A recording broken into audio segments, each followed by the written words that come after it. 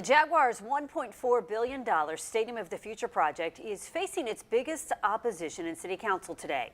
At the center of the debate is the $300 million Community Benefits Agreement that's designed to finish parks around the city as well as redevelop the East Side neighborhood.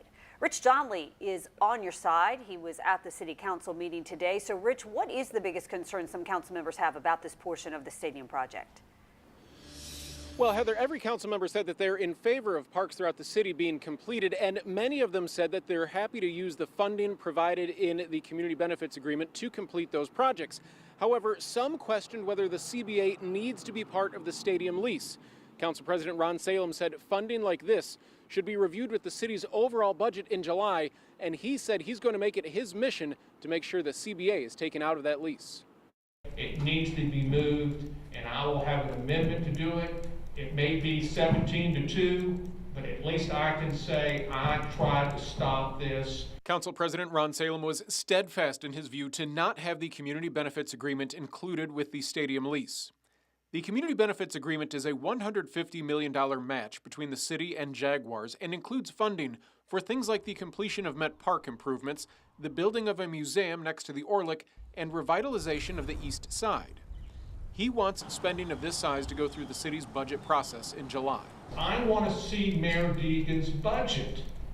What is wrong with wanting to see her budget to see how this spending fits into that? Mayor Deegan was at the City Council meeting and believes the entire agreement with the Jags should be considered as one piece of legislation and not separated. Regardless of what happens, we'll continue to push forward with the CBA and we will expect to get it passed. But my hope is that we pass it all together. Ariane Randolph is a small business owner who lives on the East Side and hopes that council will include the CBA with the stadium agreement. She says that level of development will make a huge impact on her neighborhood. I think the impact is generational. I think the impact is progressive, and I really think that we shouldn't miss this opportunity. Today, council also reviewed portions of the lease agreement that deal with stadium security, the Miller Electric Center, and Daly's Place.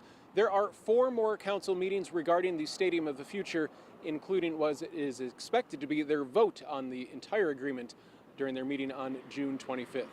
Reporting live outside of Everbank Stadium, Rich Donnelly, First Coast News, on your side.